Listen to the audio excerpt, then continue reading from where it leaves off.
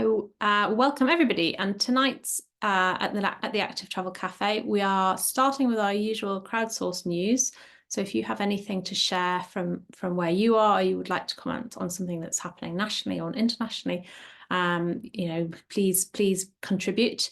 And following that, so we're going to try and stick to sort of 10 minutes at the very most for that tonight, because we've got two speakers. Following that, we have Sarah Rowe from the Clean Cities campaign, who's going to give us a bit of an update on that campaign. And then we have our regular Ranty Highwayman slot, the good, the bad, and the interesting. And I think this week, Ranty Highwayman is going to talk to us about adding value to low traffic neighbourhoods. So that should be a really interesting talk. So before we move on to the top speakers, does anyone have anything that they would like to share this week? David, you were very quick off the mark. I'll be very short and brief. The last time I updated you, I think, on the results of the elections in Birmingham and some changes at the City Council, and the fact that Adam Tranter was standing down as Commissioner for Cycling and Walking for the West Midlands following the Andy Street losing the election. The new mayor, I'm pleased to say, Richard Proctor, who's Labour, has agreed that he will appoint a cycling and walking commissioner, and that was the result of a letter from a whole bunch of organisations in the West Midlands. So that really cheered me up and a lot of my colleagues up. Thank you. Yeah, that's really great news, David. I saw that as well. Thank you for sharing that. And Ruth. Hi, everybody. Two things. Yesterday was the parliamentary debate on the petition, or the debate on the petition about low traffic neighbourhoods. So it's quite apt. I don't know how to put a link in the chat, but people might know how to do that and post it. It's really worth watching. I'm very sad to see two Labour MPs being quite anti and negative. But Gary Opperman, I think he is, who's the minister, was actually quite positive about it, surprisingly. Ruth Cadbury, my own current MP, she was very positive, as she always is. So it is really worth people watching that. Also, my partner was knocked off his bike yesterday. He was doored. He's fine. But if anyone in the chat could put why it is a civil case and not a police matter, that the man who doored him should not be prosecuted. Can someone explain that to me? But don't waste this thing. If someone could briefly put it in the chat who knows that kind of stuff, I'd be very grateful. Thank you. Thank you, Ruth. And I'm really sorry to hear that. Yeah, it wasn't nice. No. Guy. Hello, it's Guy in Bath here. Long time watcher, first time speaker. I was going to say crossovers. Ranty did a little bit on that last week, and that re-inspired me to pursue the council about relaying our high street locally, so we might be getting some traction there. So I just thought that was nice because it showed the power of actually someone showing you what can be done, and we've tried to follow it up locally, and there might be some results. If there are, I'll share pictures with that going forward. And it was just really good to see our MP out batting for LTNs. So that's Vera Hobhouse from the Lib Dems speaking in that call-in or whatever it was that was just mentioned. So two fairly positive things. Thank you. Thank you. And thank you for joining us to share that. Hopefully we'll hear more positive news from Bath. Mark. Hi. Yes, some not so great news from Brighton. So we've had a sort of very back of the envelope proposal for a bus lane on the A259 in Brighton on the seafront. It's a location where the council got something like 1.2 million from Active Travel England 2 years ago to do a cycle facility. They've done nothing. And suddenly, more or less out of the blue, an extremely substandard bus lane, which is 3 meters wide in places with no cycle facility, has been proposed. And it's essentially to get the bus company on side. And what's interesting is just looking at the bottom of the plans, which are produced by Project Centre, it says cycle lane concept reduced design. So it sounds like the administration has taken a design that was developed previously for a cycle route and morphed that into a bus facility, which is not good news. So we're working with Ranty and other people locally on how to address this. Thank you, Mark. Yes, we have similar unfortunate plans in Newcastle, very similar. I think it's the bus money and therefore the bus lanes and the active travel has definitely dropped off the agenda here. So can sympathise with that. Bob. Hi there, 3 quickies. There's an anti-urban SUVs alliance being developed at the moment, and few organisations involved in that. I'll keep you informed as and when stuff comes out. Secondly, there's a consultation on motorcycles in bus lanes, which a lot of you might think is completely irrelevant to active travel. It isn't, partly because of the fact that bicycles will be in bus lanes to some extent, whatever happens with bus lane bypasses and whatnot. But also because it's encouraging more motorcycling, which is more danger to people walking and cycling elsewhere, plus takes people away from cycling. That's going on at the moment. Get in touch with me if you want to know more. And finally, yes, there's been a lot of shit in the media about bicycles, as you've probably seen. And I think the issue about how we deal with the culture war needs to be addressed somehow. Maybe we'll do that here. I did at last year's cycling city conference, and I will be at another conference soon. But that's going on, and that's it. Thanks. Thank you, Bob. Tim, and then I think we're going to move on to our speaker after that. So if you have any more news, please share it in the chat. I'll put it in the chat, Sally. No, we'll hear you, Tim. Oh, After Lord. you. If anyone else has anything burning to share, they can share it in the chat. We'd like to hear you. Couple of things. One is that the Sentencing Council have a consultation that closes tomorrow on driving bans. And that was one bit of the Safe Streets Now work, and they're putting in a response to that, but it's got to be in, I think, by tomorrow afternoon. But that will be interesting to see. Leicester, we lost our deputy mayor. Adam Clark stepped down as deputy mayor. He's been on this group before now, speaking about the work he's been doing. He's remained as a councillor, but he's no longer our active travel deputy mayor. And in good news, it's the biggest street art festival in the world is happening in Leicester this week. 42 new giant things going up, international artists and so on. Best seen by bike or foot, and there are bike tours available. And if you can't get to Leicester this week, Cycle City Conference in July, I'm sure you'll be able to mooch around and see over 100 massive artworks that now exist in our city. Thank you, Tim, and enjoy the weekend. I'm very envious. So thanks everyone for sharing your news. We're going to move on to our first speaker tonight. So Sarah Rose very kindly agreed to join us from the Clean Cities campaign. Sarah is based in Manchester, and to give us a bit of an update on the work that she's been doing. I'll hand over to you, Sarah. Thanks, Sally. Thank you, everyone. It's great to be here. I'm a long time admirer of the Active Travel Cafe, but I don't normally make it live. So yeah, it's good to be here. Thanks for having me. I'm Sarah. As Sally said, I'm the Greater Manchester campaigner for the Clean Cities campaign. We are a European campaign aiming to phase out petrol and diesel cars from cities across Europe, and instead prioritise active, shared and electric transport instead. So I'm just going to give you a bit of an update of things we've been doing or things that might be coming up with Clean Cities. There's probably too much in my slides, but there are links. So if we don't get a chance to cover everything, the slides will be shared afterwards. As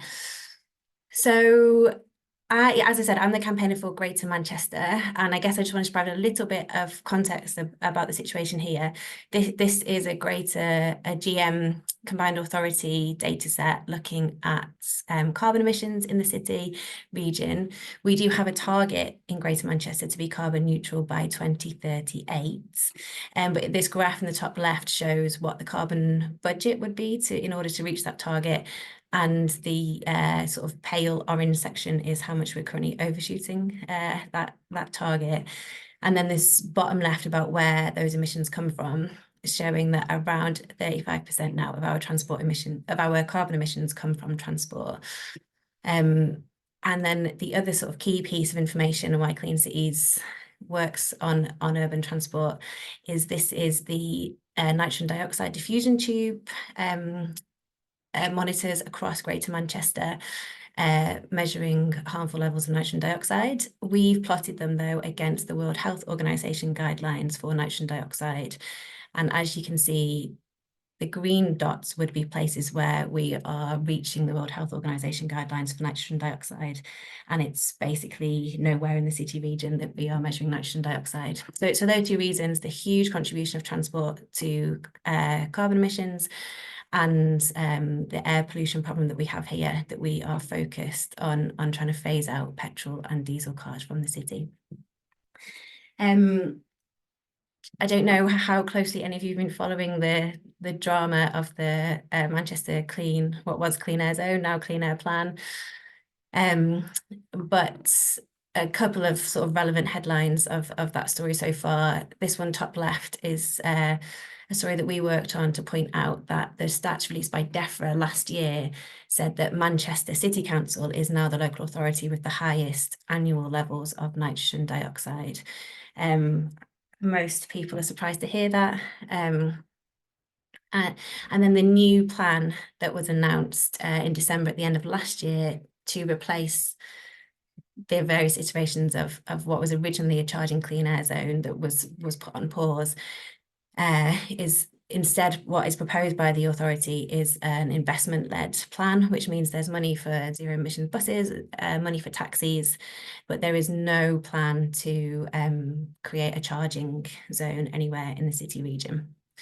So although we're very supportive of money to clean up the bus fleet and clean up the taxi fleet, we think that plan is not particularly ambitious. This headline on the bottom left says that even the modelling done by the authority, which hasn't fully been released, says that there will, even by the deadline for when we're supposed to be meeting the legal limits, there will still be over 65 different sites where we are at risk of reaching the limits. So basically over 3.5 times what the World Health Organization says the levels of nitrogen dioxide should be.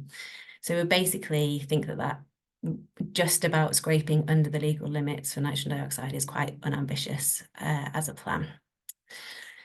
So based on all of that, one of the things we were working on ahead of the mayoral election was trying to raise awareness of the levels of air pollution in the city and put forward some positive solutions for what we think the mayoral candidates could do about it. As I said, that stat from DEFRA about Manchester having the most polluted air when it comes to nitrogen dioxide is surprising to most people. And that is sort of the concept we went with for a campaign that we called Greater Manchester's Dirty Secret. So we were trying to help people to understand how serious the situation is in Greater Manchester and what that means for real people's lives. So I'm not going to play the film just now, but there's a 4-minute film about the campaign that if you wanted to watch, and then some of the other the creative that we had, these are some of the posters that appeared across Manchester City Centre in the run-up to the election. Sometimes they appeared together and sometimes by themselves. And so the creative was all about sort of uncovering the facts about air pollution and directing people to take an action to contact the mayoral candidates in order to ask them to do something about it. So the things that we were asking for, the sort of top line ask is that we want to see a commitment to a pathway towards the World Health Organization guidelines, not just the UK legal limits. The UK legal limits at the moment are 4 times higher when it comes to nitrogen dioxide than what the World Health Organization says we should be aiming for. So yeah, we'd like to see a commitment to reaching those guidelines in the long term. And the things that we felt were sort of positive solutions, not talking about the clean air zone in the run-up to the election, but positive solutions that we think are possible but need to be much more ambitious. So we're talking about safer school journeys. We'd like to see school streets at around 25% of primary schools in Greater Manchester. I know there's been sessions on school streets in the past, the Active Travel Cafe. There's very few school streets at the moment in Greater Manchester, and all of them are currently reliant on volunteers to run, which means that not all of the boroughs yet have powers to use ANPR to enforce moving traffic offences, and at the moment none of them are using them for school streets, although that is hopefully going to change in the autumn. But the model at the moment is very unsustainable. So we'd like to see that more school streets, but also better implemented than they currently are. And schools where it's not possible to have a school street, to ensure that there's safer crossings, and for there to be a target for active travel to school. We wanted to see a couple of key measures to reduce the worst pollution hotspots on the roads, particularly like a commitment to more bus priority lanes, and to ensure that there is like a Be Active network strategy, which has a commitment to build or improve over 2,500 kilometres of cycling routes. We wanted to make sure that that is implemented and implemented well. There is some good stuff happening across Greater Manchester, but the delivery has often been slower or not quite up to the standard that I think lots of campaigners would like to see. And then a couple of extra things to sort of enable the shift to active travel. We wanted to see the shared bike scheme, which is now the Starling bike scheme in Greater Manchester, expanded to every borough, and to support the installation of more cycle parking, especially in areas where people don't have access to their own anywhere safe to put their bike.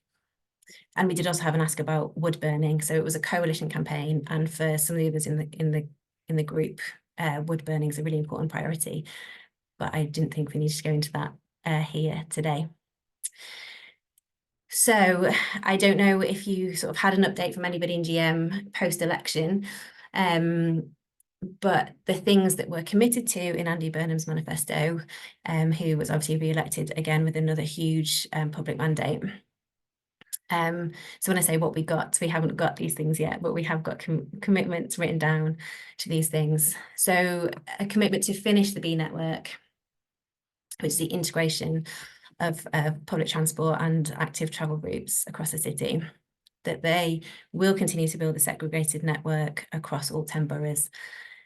And the sort of new and exciting one is that there will be a dedicated part of funding from CRSTS to support 100 new school streets across the city region. So that's a sort of big new commitment to deliver them in a way that won't rely on volunteers. So that is probably the most exciting commitment from the manifesto. Is obviously not at the level that we were calling for as campaigners before the election, but our hope is if we can see those rolled out relatively quickly, hopefully before the end of the term, then that will sort of cause a bit of a snowball effect. And once we've proven there's this, once there's this sort of system across Greater Manchester, that will encourage more and more schools to do that. And there was a commitment to expand the shared bike scheme. So that is where we are. So lots of work still to do, but some good commitments. There was also a written commitment in Andy Burnham's manifesto that he would continue to fight against a charging clean air zone. So at the moment, the decision on the clean air plan as it is proposed by the authority, we're waiting on central government approval for that plan. So yeah, as I say, there was a commitment in the manifesto to ensure that there will never be a charging clean air zone in Greater Manchester. So there's just a couple of other pieces of Clean Cities research that I wanted to share with you. I won't go into lots of details, but the links are in the slide. So this piece of research was actually from last summer, but I don't know if it's ever been shared at Active Travel Cafe. It was a city ranking looking at 42 different cities across Europe. I think there's 5 or 6 British cities in the list. And it was looking at how those cities are doing, particularly on shared and electric transport. So there were 4 indicators in the ranking that you can see here about the number of shared bikes and e-scooters, the number of shared cars, the proportion of the bus fleet that was zero emission, and the availability of public EV chargers. As a general rule, UK cities did not do very well in this ranking, partly for national factors like the lack of regulation on e-scooters, for example. But Greater Manchester, unfortunately, did come bottom of the list. Which is a real shame, and one of the reasons why we were calling for the bike scheme to be expanded as part of the mayoral campaign. So yeah, it might be interesting for others to explore that research, and as I say, there's a link in the slides. And then one that we've released much more recently called Emission Zero, which is a model looking at how 5 different cities across Europe could get to net zero urban transport by 2030. And Greater Manchester is one of the cities that we looked at in that model. There are sort of 4 different scenarios mapped out, and there are 29 different policy levers, all pulled to different extents. But ultimately, the summary is that it is possible with existing policy measures to get to 90 or so % reduction in carbon emissions by 2030 if we are extremely ambitious in lots of different policy areas. The 4 different scenarios, the first one was focused just on active travel, the second one just more so on electrification of the fleet, and the fourth one is basically a combined and very ambitious list of policies looking at all of those things.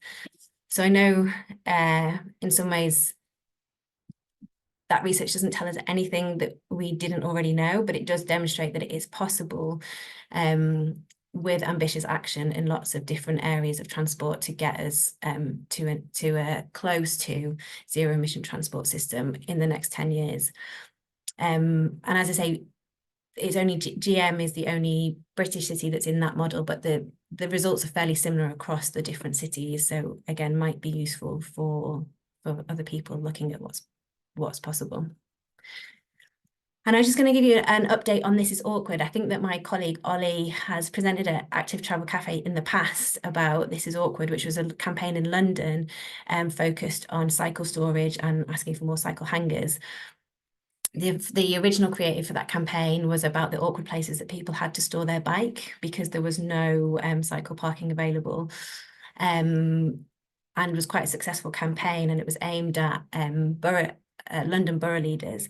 And the revamp, the sort of updated part of the campaign that happened towards the end of last year was looking at the problem of bike theft in London. And so there was some new research, some of the findings on here about how many bikes are stolen every day and the continued number of people waiting for some cycle space. And the fact that in lots of places, car parking was actually cheaper than cycle parking. So there was some new research done about that and a new creative campaign, which was about people posting these flyers of their bikes that had been stolen around London. And the great news from that campaign is that it was really successful. TfL has ring-fenced some funding for the first time, and Sadiq Khan made it one of his key pledges ahead of the election that he would, he promised to put in 40,000 new public bike parking spaces. So just to celebrate a great campaign win on that one. So just thinking about what else is going on, we're just sort of coming to the end of what we call our spring moment of Streets for Kids. Streets for Kids is the sort of European-wide campaign at Clean Cities to call for more school streets. There's been lots of different types of actions all across Europe, bike buses, closing the road outside of schools, asking for more school streets. And obviously, given the commitment in Andy Burnham's manifesto, that's something that we're going to be concentrating on in Greater Manchester, how we can ensure that that gets rolled out well. I'm sure lots of you know about the potential for local transport plans that are being refreshed at the moment and how we can increase the ambition in the local transport plans. And something to think about particularly for Greater Manchester, given that DFT stats released this week continue to show that the number of cars in the city continues to increase, how we challenge that, particularly how we challenge that in order to make space for the alternatives and ensure that the B network, our public transport system, works better. So focus on bus lanes and how we can make space for them. Otherwise, we don't see that there will be enough of a shift away from private car journeys towards either public or active travel. And just because it happened this weekend, I thought it'd be nice to finish on something really hopeful and positive. Killiecrann Mass Manchester happened on Sunday. It was our biggest ride yet. We think it might have been the biggest one in the UK so far, but we think we had nearly 600 people, kids and families out on their bikes, riding through Manchester to call for more safe cycling infrastructure in order to make this the norm, not an unusual event. So I just wanted to shout out Kiddie Mass Manchester, and if you don't already, please follow them on Twitter and give them some support for the amazing work that they are doing. Yeah, I think we stop there and go to questions. Thank you very much, Sarah. That was a sort of great kind of roundup of what's going on in Manchester and the work you're doing. I can see there's a few questions in the chat. If anybody wants to put hands up, go for it, or post questions in the chat. But before I come on to those, who is it that you target? Are you at that sort of mayoral level, or because obviously then there are lots of different authorities? Yeah, that is part of the complicating factor in Greater Manchester, the different levels. So the focus of the Dirty Secret campaign was the mayoral candidates. The mayor has power over transport.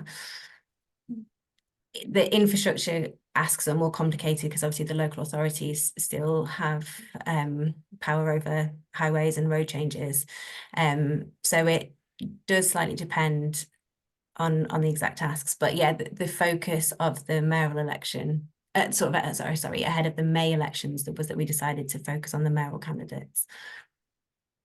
Okay, it's a really kind of tricky. It's a sort of tricky when the key moments to address different people are. I think it's always interesting to hear how that works, and I'll bring Mark in a second. But also, then are you able then to work with? You're working presumably with other groups in Manchester who are. Yeah, absolutely. Sorry, I should have mentioned that. I mean, part of that campaign was run as a sort of local coalition of groups. So, my post has only existed in Greater Manchester for sort of just over a year, and part of that work has been, working with and building like a local coalition of organisations, some of which I'm sure you've heard from here, but Walk Ride GM, Mums for Lungs, some of the national organisations that have local presence. But we're a bit of a mix of active travel, sustainable transport, health groups, climate organisations working together. Yeah. Mark, do you have a question? Yeah, so it's just a bit about the table, the comparison table. In fact, it's a chat we were having on the life cycle with various people, including Robin earlier, about the difference in outputs and outcomes. So this is a table of what cities have provided, but it doesn't necessarily relate to how many people use them. So you could provide any number of shared cars, shared bikes. If no one actually uses them, or if they're in the wrong location, which is what tends to happen in a lot of European cities, you can have lots and lots of unused bikes, or indeed lots of zero-emission buses running around not carrying any passengers. So I'm just wondering about your future plans to sort of look at actually usage levels rather than just what cities throw out, because one of the problems is comparing the UK model for local authorities. We are very cash strapped compared to some of the more continental ones, which have lots and lots of money to just throw up things which then don't get used, but they sit there and look good on tables like this. Yeah, I mean, that it's a really good question. We've done different types of city ranking a few different times, and I think we're aware that it's a slightly imperfect way of comparing like different scenarios, but it is a way of celebrating places that are doing well and pushing places that are doing less well. A big part of the consideration of which indicators we can use is always what data is available and how good the data is. And our capacity to get hold of that data and be able to analyze it. So I see that is a flaw, that those outcomes don't necessarily tell you that in other cities lots of people are using those facilities. But I would say that it's the case that in lots, apart from your point about them being in the wrong place, potentially, it's unlikely that, I mean, I can still factor in whether or not you can use a shared bike, whether there's one available, right? So, I see there are limitations to like a ranking model, but we have to work with the data that's available and what we can do with it. Yeah, because I think for Manchester, rolling that commitment of Andy Burnham just to have it spread out further is possibly too vague. Your commitment is possibly a lot stronger, but it's which bits of the 10 boroughs that they go in, and how do they attract people to use them, and how do they get people who can't afford it. For example, similar with car clubs and so on. It's there's a lot more detail than those headlines, which I'm sure you know. Thank you, Mark. Ruth, do you want to ask your question? Can't hear you, Ruth. Okay. Sorry. Thanks, Sarah. Great talk. Thank you very much. I did put it in the chat, but planning with bike parking, even having those bike things which are actually quite ugly, replacing a car parking space. Are you working with planning? Because the APPG for cycling and walking have talked about having to work hand in hand with planning so that all new builds, flat blocks have to have safe, secure parking underneath, and stations need, really huge. Most of us have been to Holland and Belgium, and they have massive bike parks there, not just shared use, but where people can leave them safely. Is there work going on with that? Because often the accusation is that it's wealthy people who've got places to park their bikes, cycle, and therefore the low income people who have nowhere safe to put them are impacted on. Yeah, I mean, that was an aspect of the London research that I mentioned for This Is Awkward, that like talking about where they could be provided, particularly in areas of like high social housing, for example. It's not something that I'm particularly doing working with planning. I think our point with the mayoral ask for Greater Manchester was that there just aren't any hangars in Greater Manchester at the moment. So like in London, one of the key bits of the research was how many people are waiting for a hangar spot, and you can demonstrate the demand by showing how many people are on a waiting list. In Greater Manchester, because they just don't really exist at the moment, nobody even knows that's an option, and so therefore it's much harder at the moment to demonstrate there would be demand for that, because it's not something that you see. People don't know that you could demand it. But our point about, that they should be in areas of like high density housing where people often don't have space. The planning rules I think are now that, is it new builds, there needs to be one bike parking spot per bedroom, I think was the... I mean, Hounslow are not having any cars in new builds, and what would have been for car parking, they are giving it over to bike parking. But, they've got to be very secure, because otherwise they get stolen from there. But I was just curious, because planning is, very key, as we all know. Yeah, and my understanding is that Salford is the only one of the GM10 that have tried some hangars, and just to Mark's point earlier, I think they went in places that were not particularly helpful, and therefore didn't get very well used. So yeah, I mean, the ask at a top level is that there's some support for them to be installed, but obviously there would need to be some more detailed work about where they would be the most useful, and ensuring that there would be demand for them in the right places. Thank you, Ruth. And then Adam's asked a question about the clean air zone. Is the issue that the decision is whether to have, is the issue with the clean air zone that the decision on whether to have one and what type of CAS, C or D, is delegated to a local level and not one directed at DEFRA as national policy? I'm not sure I entirely understand that. Adam, do you want to ask that question? I can try, and then Adam, if I don't. You want me to jump in? Yeah, go for it. Yeah, basically, the decision to whether or not you have a clean air zone is then, and what type of clean air zone is usually based on modelling. So you'll either go for a CAS C, which is basically HGVs, buses and taxis and vans, or you'll go for a CAS D, where you also include all the diesel and all the petrol cars. But that decision is done locally, and there's a lot of fighting going on locally and a lot of elections around it. Where is it better that this would be a national policy? Look, if you've got an air pollution problem, you go for CAS D, end of. Yeah, and then that's implemented from a DEFRA point down, because DEFRA is already paying for these to be implemented when they are. But the fact that even locally, Andy Burnham's gone and said, no, you'll never have to have a CAS D, or charge for it, kind of defeats the whole purpose of trying to get down to the WHO levels of air pollution, which is never going to be achieved without these clean air zones pretty much everywhere.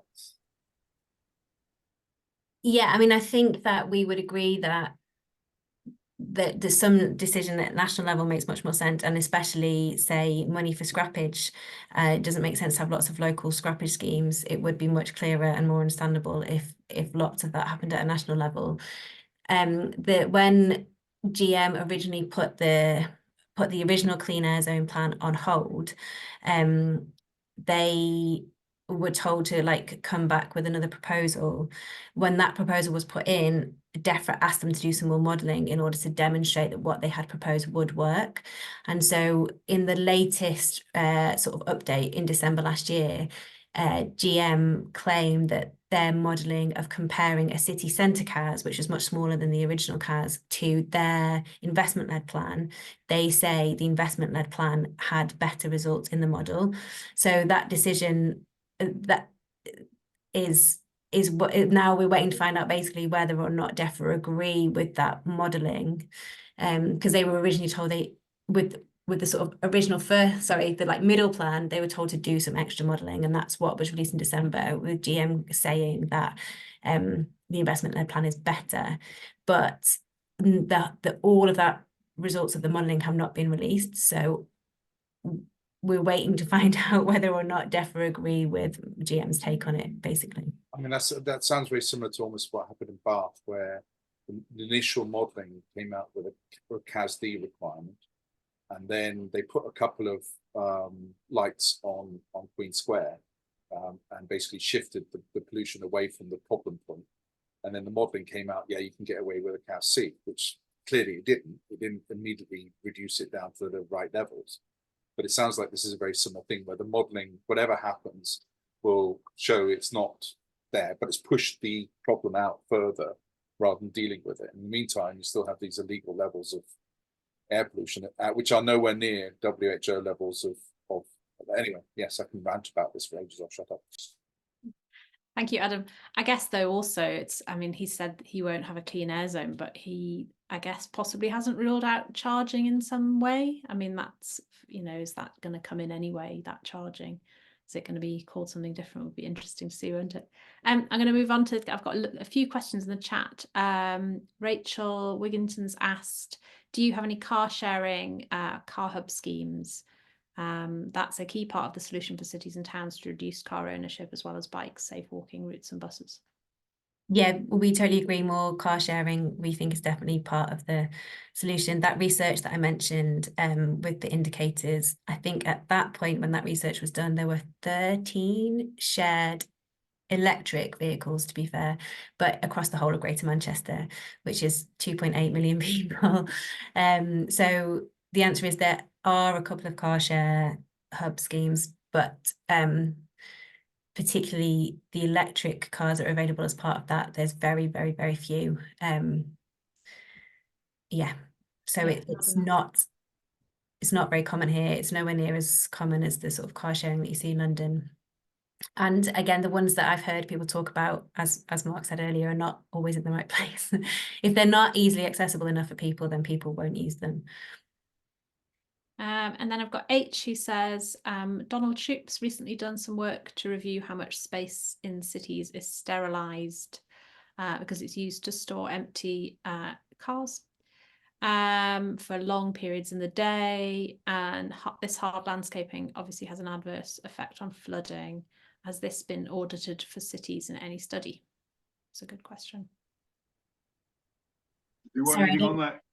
So I think he's basically saying that the amount of space that we're using to store cars, that sort of hard landscaping, that could be used to mitigate increased rainfall through providing suds or whatever, I guess. Yeah. And anybody anywhere had audited that kind of level of hard landscaping that's being used for parking? It's not something that we've done in GM. I think that CPRE might have done something similar in London. They've got some great stuff on parking that would be worth checking out. I'll look for the link in a sec. But yeah, it's not something we've done, although that is something that we're sort of looking at for the future, like the amount of space that is just given up for parking when we're in desperate need of use of space for other things. It does occasionally rain in Manchester, and we do have a huge problem with like surface flooding, like as in the drainage isn't good enough to cope with what is only going to get increased levels of rainfall.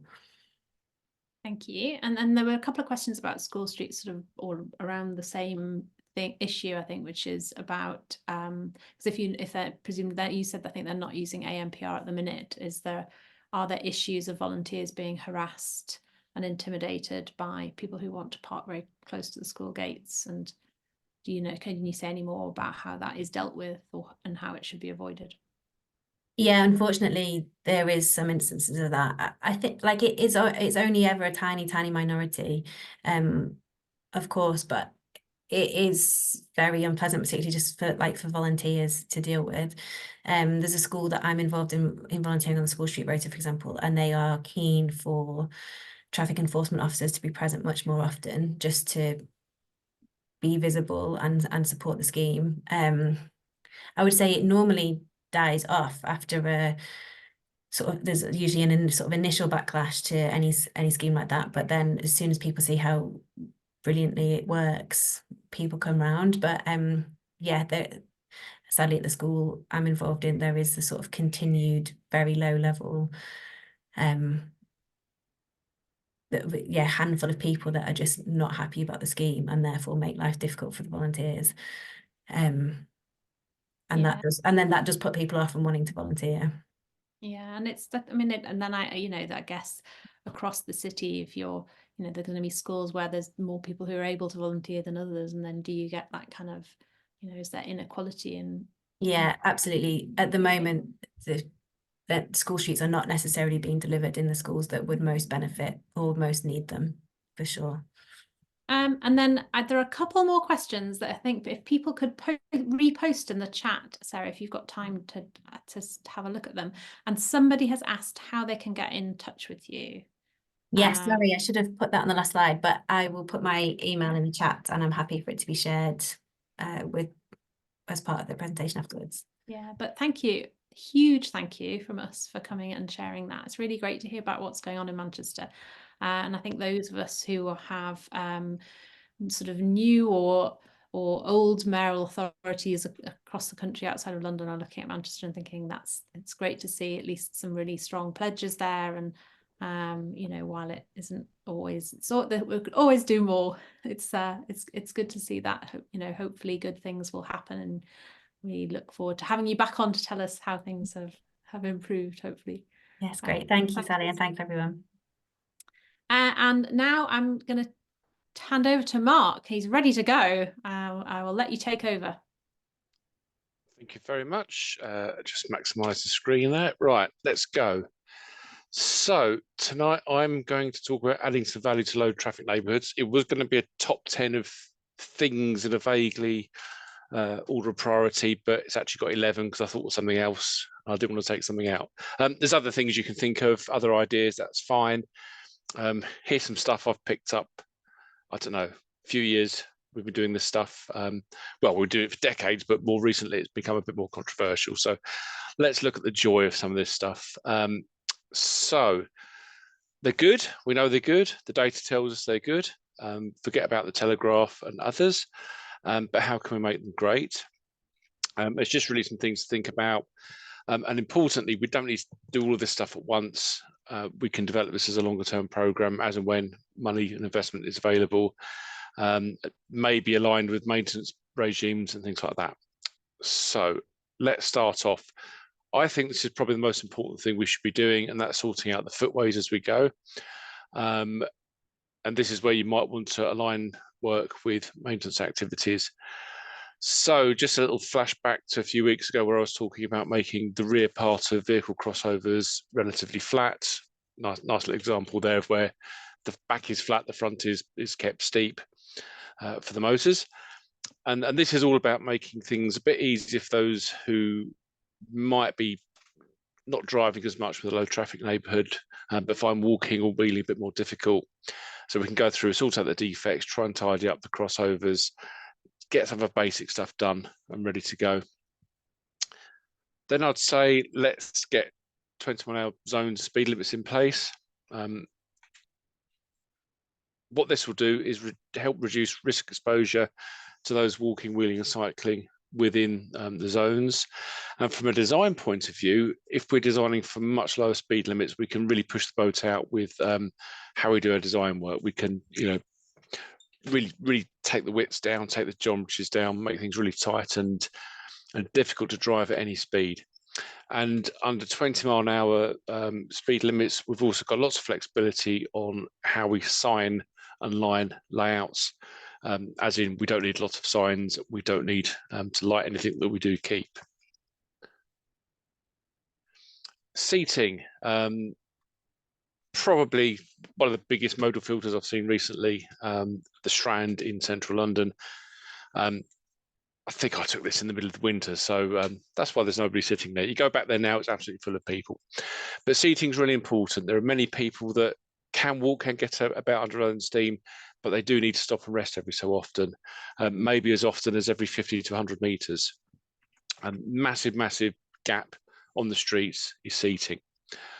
So it's about giving somewhere to rest. It's a meeting place, and I know some people are worried about antisocial behaviour, but actually it's often people just meeting together and chatting, maybe somewhere to wait for somebody to turn up for something, and it's also people on the street. So we talk about eyes on the street and perceptive safety, perceptive security, people overlooking what's happening in the local neighbourhoods. Waltham Forest klaxon, continuous treatments is something that low traffic neighbourhoods help release. This particular example on Lee Bridge Road, we've got a footway continuous across the side road and a cycle track. Doesn't always have to be a cycle track, but certainly the footway. And what this does is help us create a gateway going into the low traffic neighbourhood. So it tells drivers you're going into a slightly different place, helps slow drivers down. And as you can see on this photo from Coventry, it gives us level crossing points as people walk and wheel along the boundary streets. And even van drivers can slow down and go through slowly. Then we can get into car parking management. So the reason for this is we can obviously through different parking managements, we can look at things like prioritising smaller and cleaner cars, so that's lower charges for those cars, higher for the polluting and larger vehicles. We can prioritise loading of blue badge holders, remove footway parking as we go through. If we're doing a big traffic order for a parking management scheme, why not put in footway parking removals? Because if you wait for the government, you can wait forever, at least in England. And we can free up some curbside parking space for all the other things we'd like to do within the area. If you're looking at maybe putting in a low traffic neighbourhood, you go ahead with the traffic order to do that. Why not throw in some of the parking management at the same time? Sustainable drainage system. So I've highlighted the SU, the D and the S. That's what SUDS actually stands for. So if we're clearing out some of this parking on the street, releasing some space, we can put in rain gardens and all sorts of other weird and wonderful things to attenuate surface water flow. That helps with climate resilience, just general greening the streets, make them nice and attractive, biodiversity, heat island reduction. So the plants don't reflect as much or absorb as much heat as you do with the paving around them, and it gives more interest as you walk down the street. Playful streets, again, another Waltham Forest klaxon for those who really know the detail. This is one of the bridges they closed as one of the Mini Holland projects. But this is just a timber post. There's lots of timber posts with lots of numbers, and they're stepping stones for kids. So again, this is about having more interest. It's creating a sticky street where people want to sort of hang around, or the kids will hang around and keep the parents there talking. It's an incidental play, so you don't have to have things designed for play. If kids see something like stepping stones for a rain garden or something like that, they'll just go and play and make their own mischief. And it's also about placemaking. It's giving someone an identity, a bit of a community basis. This photo is actually in Ilford High Street, pedestrianised shopping centre, and they've got lots of these little things here and there by the benches, which is quite nice. We've also got the ability for parklets, and a parklet can be a couple of benches in a parking bay, or it can get bigger, as we've got here in Lambeth. where this is retained for emergency access through there, but it's released all the space. So you've got some rain gardens, you've got some cycle parking, lots of different types of seating to suit different people and how people want to sit. We can go really, really big. We can go to Gordon Square in Camden in London, where they've created this really interesting bench, and there's all sorts of health and safety and other issues with it, maybe, but it's a bit of playful fun. But importantly, lots of space here that was used for traffic to go through has been released for the students at UCL to be able to sit in the street. So community space, places to rest again, play space again, and this is a bit of fun, and this is fun for everybody, from the smallest to the oldest and the largest. Cycle parking, again, we're releasing space. If we can put cycle parking in the carriageway, it keeps the footways clear. It's going to be more accessible to more people, not having to bounce things up on the curb.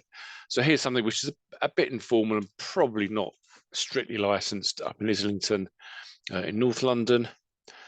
And then we can go to something a bit more formal, where you've got cycle hangers for those that can't store cycles indoors.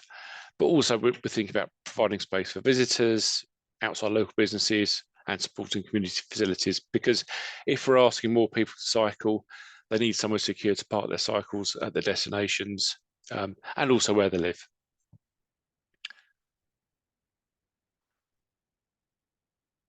Developing low traffic neighbourhoods gives us these opportunities for new spaces. So I forget the name of the road here. It's in Hackney, just on the city boundary. But this is just another big modal filter. So they've kind of redesigned the street a little bit here, but you can see all sorts of things going on. So we've got a little two-way cycle track running through.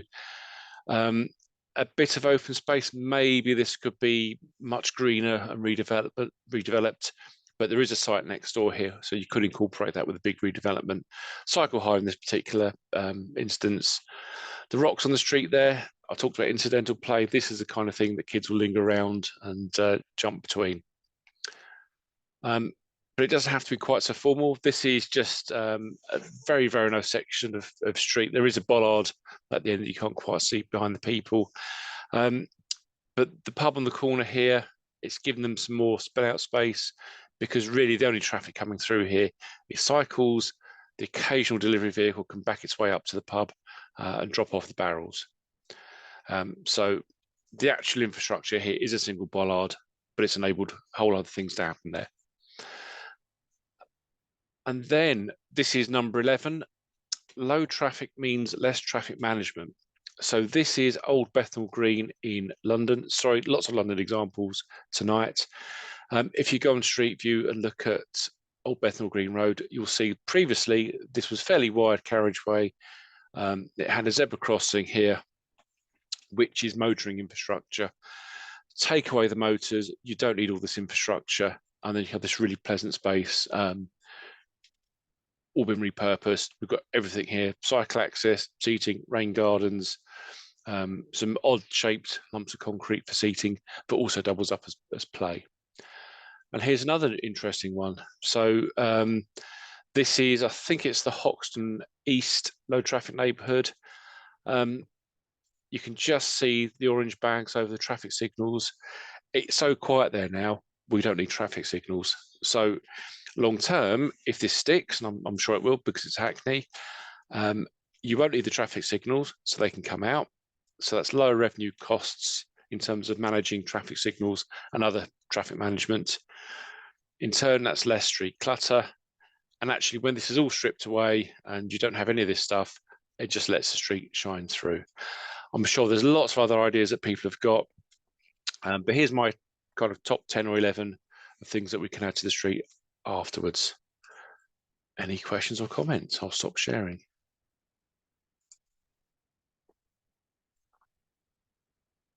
Thanks, Mark. I'm jumped in for Sally as facilitator, but not that you need any facilitating, Mark. But do people have questions? I think that was 12 in the end, Mark, was it?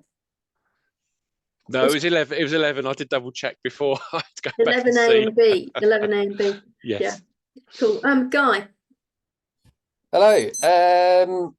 One observation. Totally agree on the footways. It was a huge error when we did the LTNs to start with in Bath, that we didn't address the footways, particularly accessibility and drop curbs. My one question was about, you mentioned lighting of street signs. Could you just expand on that quickly? Because I know lighting is a very expensive thing. Yeah, It's so related to speed. Thanks a lot. yeah, so if you're in a 20 mile/hour speed limit, there's lots of regulatory signs. So that's no entries, banned turns, one-way signs, all that kind of thing. In the big book of traffic sign rules, there's certain things you have to light in certain situations. And if you're at 20, then most of those requirements disappear. So where you were paying for, I don't know, so no entry sign, you have to have the lighting unit on top of it, the power connection. If it's in a 20, it's a post with a sign on top. So it's a lot cheaper.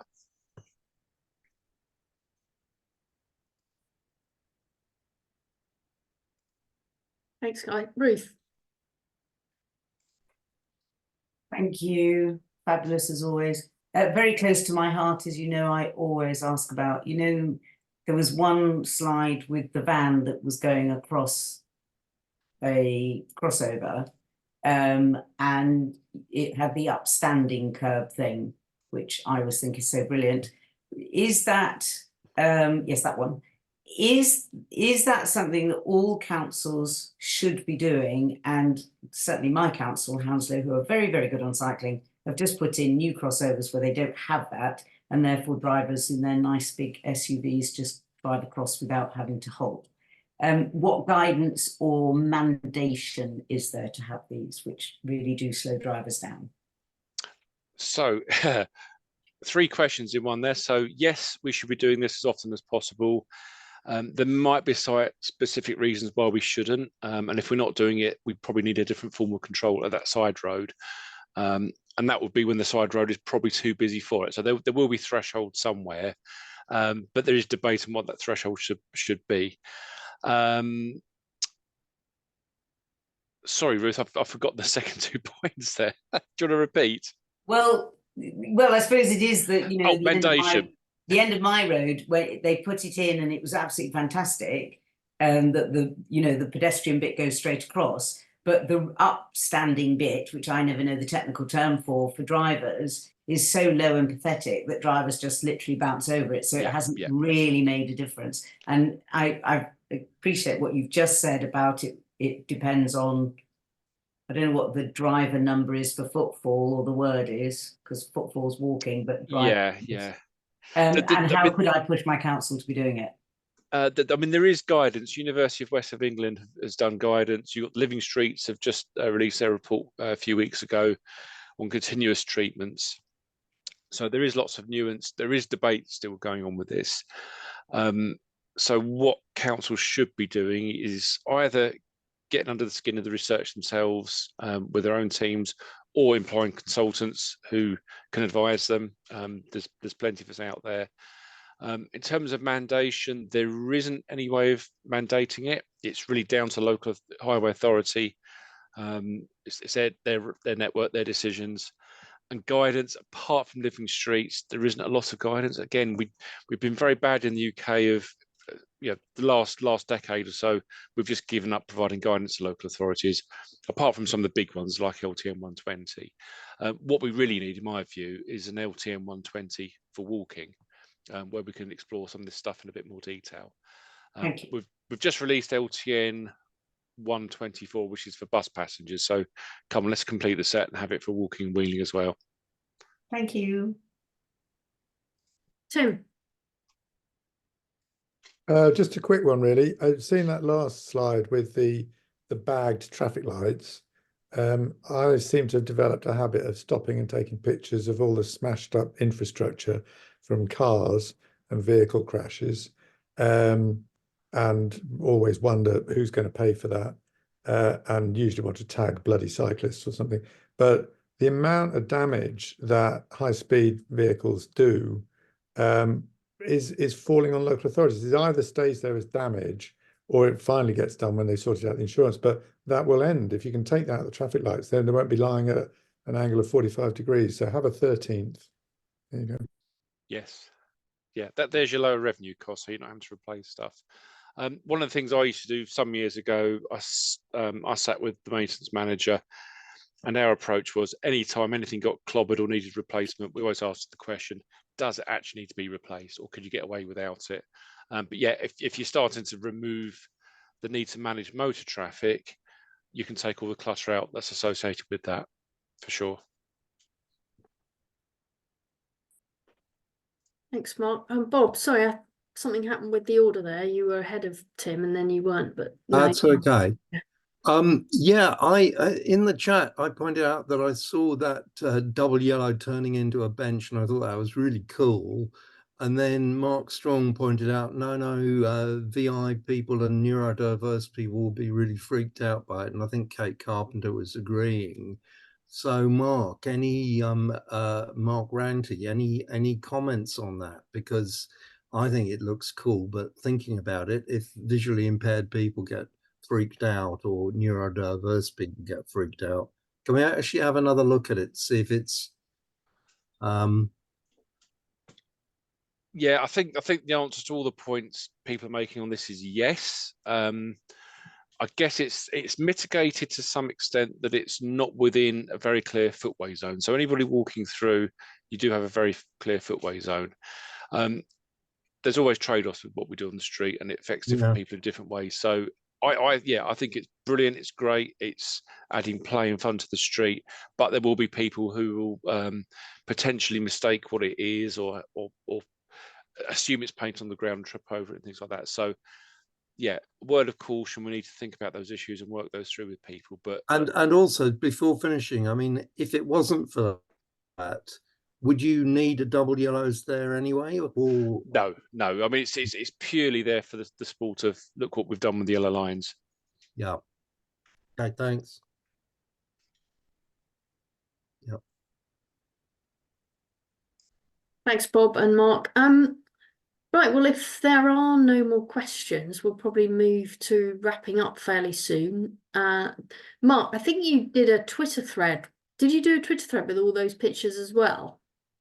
Did I just see one of them? I did, yeah, I did one with 2 or 3 other pictures. Okay, so Yeah, if just a couple of tweets. Suddenly, although I have seen, I think you tweeted about 400 tweets today, so I had trouble finding it.